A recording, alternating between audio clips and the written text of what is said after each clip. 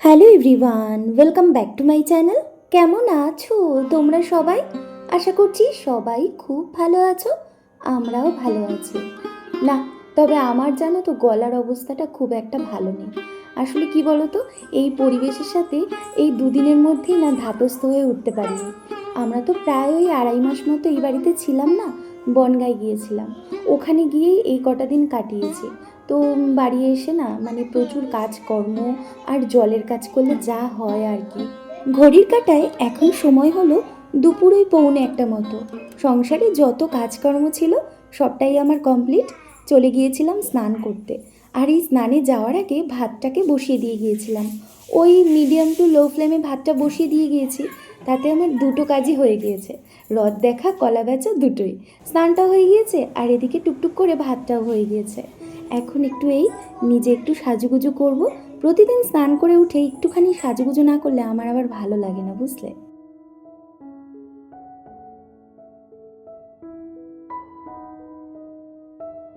আর বলো না, যেহেতু 2.5টা মাস বাড়ি ছিলাম না, তো সেই কারণে যে কি হাল হয়েছিল এই সংসারটার, তা যদি তোমরা নিজের চোখে দেখতে তাহলে বিশ্বাস করতে।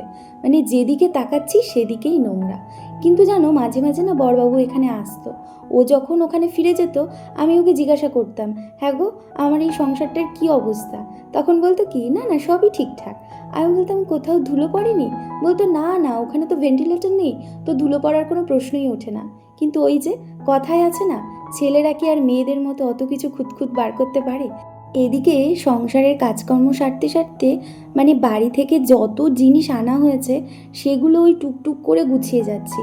তাও এতগুলো জিনিস পড়ে রয়েছে এই সোফাটার মধ্যে। তারপরে দুটো তো তোমার বড় বড় ব্যাগ রয়েছে। মানে কি যে অবস্থা হয়ে রয়েছে ঘরটা, আর বলে বোঝাতে পারবো না। আর এই আমগুলো হচ্ছে ওই বাড়িতে যখন গিয়েছিলাম বনগাঁয়, তখন ঝড়ে তো গাছ থেকে প্রচুর আম পড়েছিল, সেই আমগুলো শুকিয়ে নিয়ে এসেছি।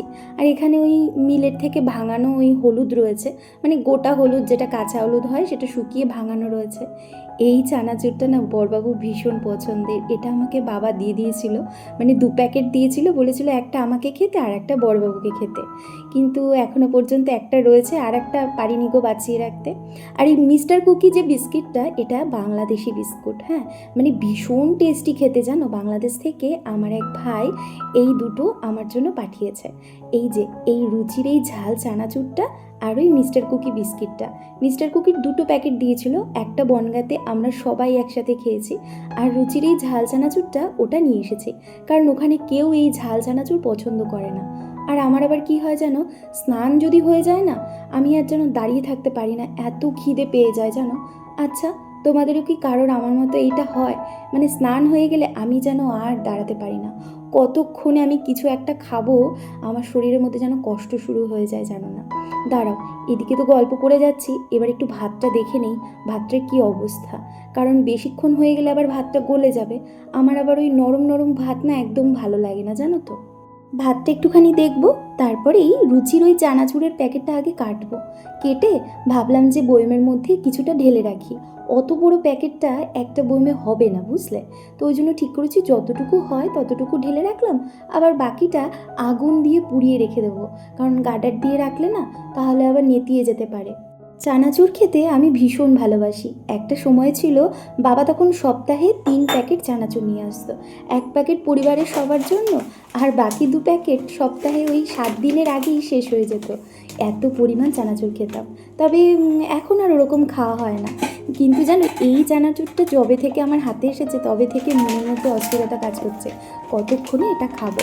আর আজকে দেখলাম বড়বাবুর স্নান সারতে অনেকটাই সময় লাগবে, তো ভাবলাম এই ফাঁকে চানাচুরটা একটু ঢেলেও নেই, তোমাদের সাথে গল্প করতে করতে আমার এই কাজটাও হয়ে যাবে, আর তারপর আমি একটুখানি চানাচুর খাবো।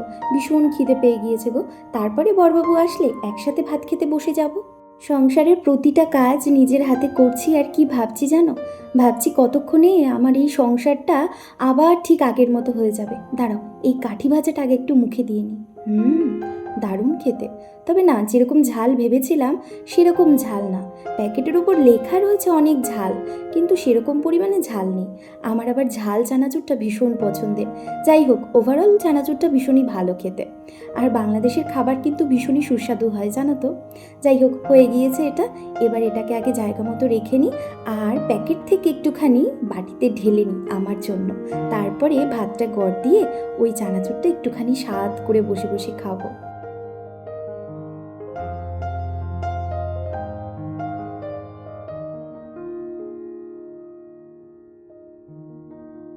আড়াইটা মাস পর নিজেদের সংসারে ফিরে কীরকম অনুভূতি হচ্ছে বলো তো। ওই ঠিক 6 মাস আগে যখন টোনাটুনি দুজনে চলে এসেছিলাম কলকাতায়, তখন এসে যেমন একটা নতুন সংসার সাজিয়েছিলাম, ঠিক যেরকম অনুভূতি হয়েছিল আজও ঠিক তেমনই হচ্ছে। কেন হচ্ছে সেটা জানি না, তবে হ্যাঁ জানো, মনের মধ্যে না একটা জিনিসই শুধু ঘোরাফেরা করছে, যে কতক্ষণে আমাদের এই সংসারটা আবার ঠিক একদম পরিপাটি গোছানো একটা সংসার হয়ে যাবে। তোমরা তো জানোই, মানে গুছিয়ে কাজ করতে, পরিপাটিভাবে সংসারটাকে সাজিয়ে গুছিয়ে রাখতে আমি ভীষণ পছন্দ করি। এই সংসারটা আমার বড্ড প্রিয়। যত্ন করে সাজিয়ে গুছিয়ে রাখতে আমি ভীষণ ভালোবাসি। যেদিকে তাকাবো সেদিকেই যেন খুব সুন্দর থাকে, কোমলতা থাকে সংসারের মধ্যে একটা, এইটাই আমি চাই। তাই এক কথায় এখন আমি শুধু অপেক্ষায় রয়েছি আবার কখন আমার এই সংসারটা ঠিক আগের মতন হয়ে যাবে। ও হ্যাঁ, আরও কিছু কথা তোমাদের সাথে বলার রয়েছে জানো। অনেকগুলো দিন তো ভিডিও দিতে পারিনি। ওই মানসিক দিক থেকে না আমি একটুখানি ভেঙে পড়েছিলাম। যদিও আমাকে প্রচুর মানুষ এই প্রফেশনে অনেক ভালোবাসা দিয়েছে। তোমরা অনেকেই কমেন্ট করে বলো যে আমার ব্লগ দেখতে তোমাদের ভীষণ ভালো লাগে, কিন্তু কি বলো তো, দিন শেষে গিয়ে না কোথাও গিয়ে ওই এক নাগাড়ে কাজ করতে করতে কোনো একটা সময় গিয়ে না আমি কেমন যেন হাঁপিয়ে যাই। তারপরে আবার যেই কিছুদিন হয়ে যায় আবার তখন মনে হয় যে না না, ব্লগ তো আমাকে করতেই হবে।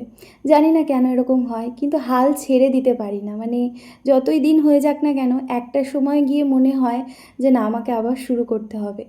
যাই হোক, এখনও পর্যন্ত হাতটা পুরোপুরি সেট করে উঠতে পারিনি, মানে রুটিনে ফিরতে পারিনি। তাই একদিন বাদে বাদে কিন্তু আমি ঠিক দুপুরবেলা ওই 12টা থেকে 12:30টার মধ্যে ব্লগ দিয়ে দেওয়ার চেষ্টা করছি। তোমাদের কাছে একটাই অনুরোধ, তোমরা শুধু আমার পাশে থেকো। ঠিক আগে যেরকম ভালোবাসা দিয়েছো একই রকমই ভালোবাসা দিয়ে যেও, কেমন? আচ্ছা, তবে চলো, কি কি রান্না হয়েছে আজকে দুপুরে সেগুলো একটু তোমাদেরকে বলে দেই। আজকে না বেশি কিছু রান্না করিনি। কালকে বড়বাবু অনেকখানি চিকেন নিয়ে এসেছিলো জানো, তো সেখান থেকেই বেশ কিছুটা রেখে দিয়েছিলাম আলাদা করে ফ্রিজে, কারণ অতটা তো লাগবে না, দুজন মানুষের আর কতটাই বা লাগে। তো সেই জন্য চিকেন তো রয়েইছে, আর সর্ষে দিয়ে ভেন্ডি রান্না করেছি আজকে, মানে ঢ্যাঁড়স রান্না করেছি। আমি না ভেন্ডি বলি, তাই জন্য তোমাদেরকে ভেন্ডি বলে দিলাম। আর আলু ভাজা করেছি। আলু ভাজাটা বড়বাবু অনেক দিন ধরেই খেতে চাইছিল, তো ভাবলাম আজকে আলু ভাজা করে দিই। আর চিকেনটা তো দেখিয়েই দিলাম। চিকেনটা না কালকে খেতে ভীষণ ভালো হয়েছিল। আর আমার না একটা অভ্যাস আছে, মানে যেদিনই মাংস রান্না হয় সেদিন একটুখানি বাঁচিয়ে পরের দিনের জন্য না রাখলে মনে হয় যেন মহা মহা পাপ করে ফেলছি। মানে কষা মাংস যেমন খেতে ভালো লাগে, ঠিক তেমন মাংসটা পরের দিন খেতে না আরও বেশি আমার কাছে ভালো লাগে। মানে কষা মাংসের পরেই হচ্ছে পরের দিনের মাংসটা, বুঝতে, মানে এরকম স্টেপ বাই স্টেপ খাওয়া দাওয়া করতে ভীষণ পছন্দ করি। আর এখন বড়বাবুকে খেতে দিচ্ছি, ওকে দিয়ে তারপরে আমি বসে পড়বো। দেখো লাল লাল হয়েছে, দারুণ হয়েছে না? তোমরা জানিও তো রান্নাটা কেমন হয়েছে। যদিও রান্নাটা তোমাদের সাথে শেয়ার করা হয়নি, কারণ এদিকে ঘর গুছোচ্ছিলাম, ওদিকে রান্না করছিলাম, মানে সে কী যে একটা জগা খিচুড়ি পরিবেশ তৈরি হয়ে গিয়েছিল না বাড়ির মধ্যে, বলে বোঝাতে পারবো না। তবে চলো, আমরা তাহলে দুপুরের খাওয়া দাওয়াটা সেরে নিই, কেমন? তোমাদেরকেও আজকে এখানেই বিদায় জানাচ্ছি। সবাই তোমরা খুব খুব ভালো থেকো, সুস্থ থেকো। দেখা হচ্ছে পরবর্তী ব্লগে। ততক্ষণের জন্য তোমাদের সবাইকে টাটা।